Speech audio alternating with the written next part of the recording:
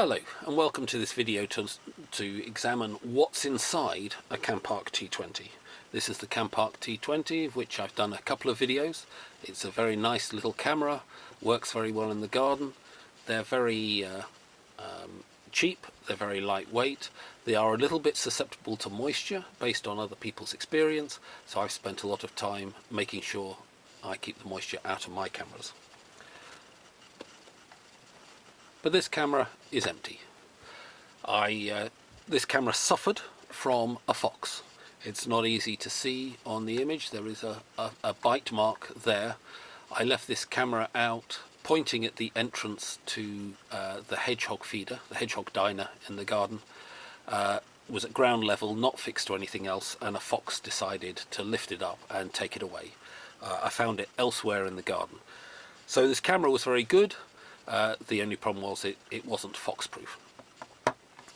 But being inquisitive, I was interested in what the camera was like inside. Ignore the HogCam 4 label.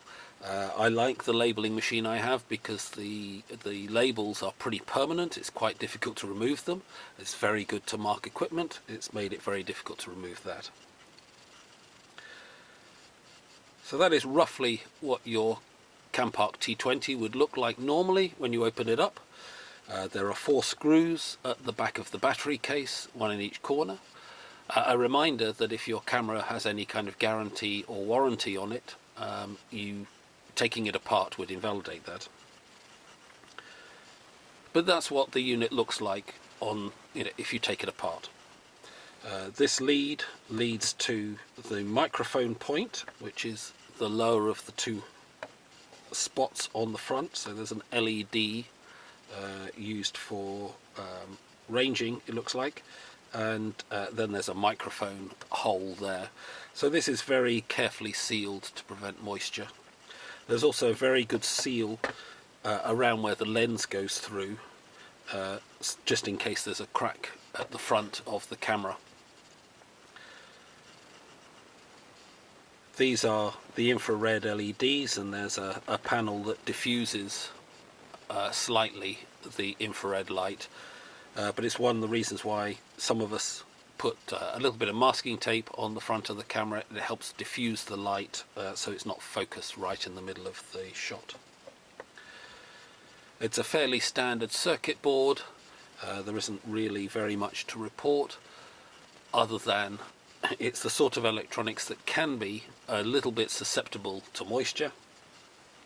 And of course, when you open up one of these cameras, the main moisture seal is around the edge of the case. So once you've opened it up, you're then in a situation where if you do things like change the memory card with wet hands or change batteries, there's a chance for moisture to get into the camera, because when you close the camera back up, the moisture is sealed in.